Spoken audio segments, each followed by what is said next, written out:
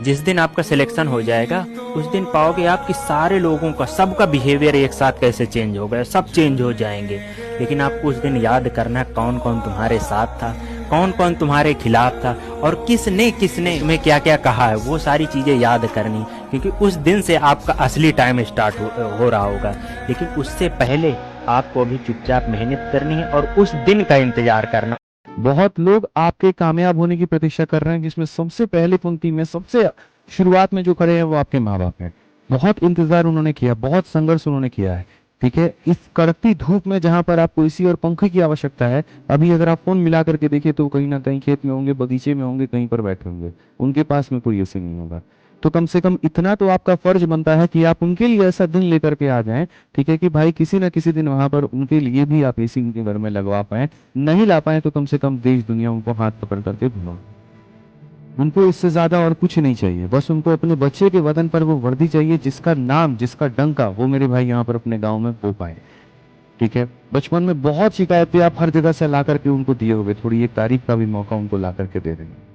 जितना अकेला रह के काम करोगे, जितना एकांत में काम करोगे, उतना आपको फायदा होगा। जितना मार्केटिंग करोगे, जितना प्रचार करोगे, जितना माहौल बनाओगे, जितना थड़ियों पे बैठ बैठ के ग्रुपिंग करोगे, कभी नौकरी नहीं लगेगी। बहुत कड़वा सच्चाई है। सिलेक्शन वो बच्चे लेके निकलते हैं जिनको कोई जानता ही नहीं है। पास में रहने वाले की नौकरी लगती, नौकरी के बाद पता चलता है कि ये हमारे पास रहता था। उसने कभी माहौल नहीं बनाया, उसके पास में 4-5 किताबें थी, रट के उसने ऐसी सेट करी, बढ़िया परीक्षा आई, 1-2 साल में अपनी कहानी खत्म करके निकल गया। जितना ज्यादा आप चर्चाओं का विषय रहोगे, जितना ज्यादा आप माहौल बना के रखोगे, जितना ज्यादा आप ग्रुपिंग करोगे, जितनी ज्यादा आप अपनायत दिखाओगे, ये चीजें राजनीति में काम करती, एजुकेशन में काम नहीं करती। लाइफ चिल नहीं है, लाइफ मजाक नहीं है, लाइफ इंस्टाग्राम की रील्स में नहीं है। लाइफ है बेटा किताबों में। अगर आप अपनी लाइफ आज सोच लेते हो आपको कुछ बनना है तो तुम कर जाओगे, बट अगर तुम सोच ही नहीं रहे हो तो तुम कैसे कुछ कर जाओगे यार लाइफ में। तो अपने लिए सोचो, सेल्फिश हो जाओ, सेल्फिश हो जाओ बेटा, जितना मतलब सेल्फ सेंटर्ड, जितना सेल्फिश हो सकते हो जाओ।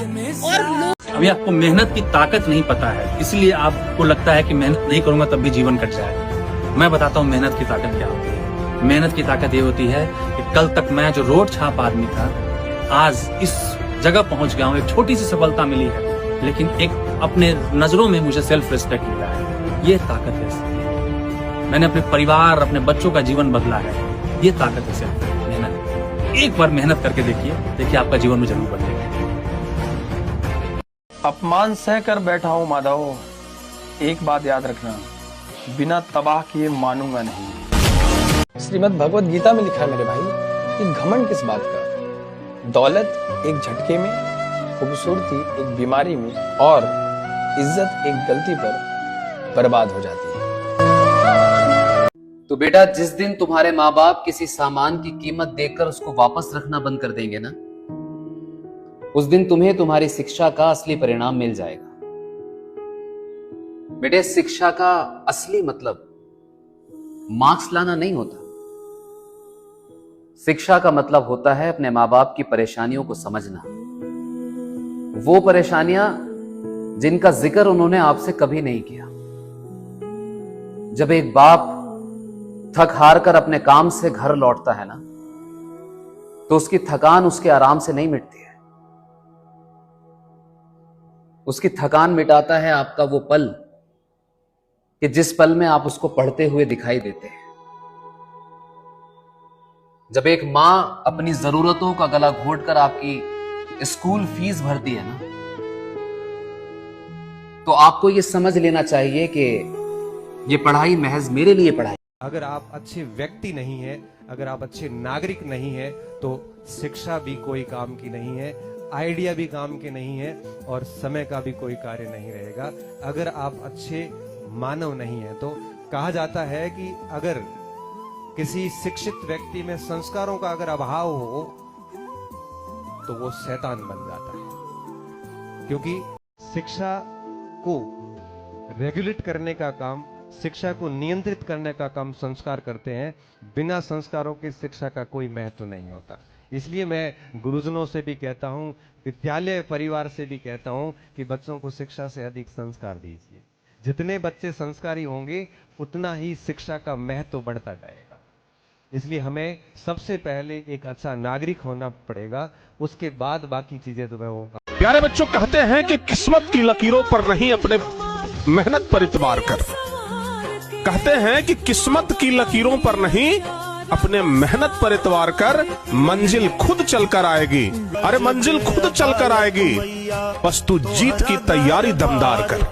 अगर हमारी जीत की तैयारी दमदार होगी ना, तो फिर प्यारे बच्चों शिखर पर पहुंचने से हमें कोई रोक नहीं सकता है। बिहार बोर्ड मैट्रिक परीक्षा में अगर आप रिश्ते नाते खत्म कर दिए, कोई किसी का नहीं है। सबसे पहले प्रहार करते हैं ये लोग फेल होने के बाद।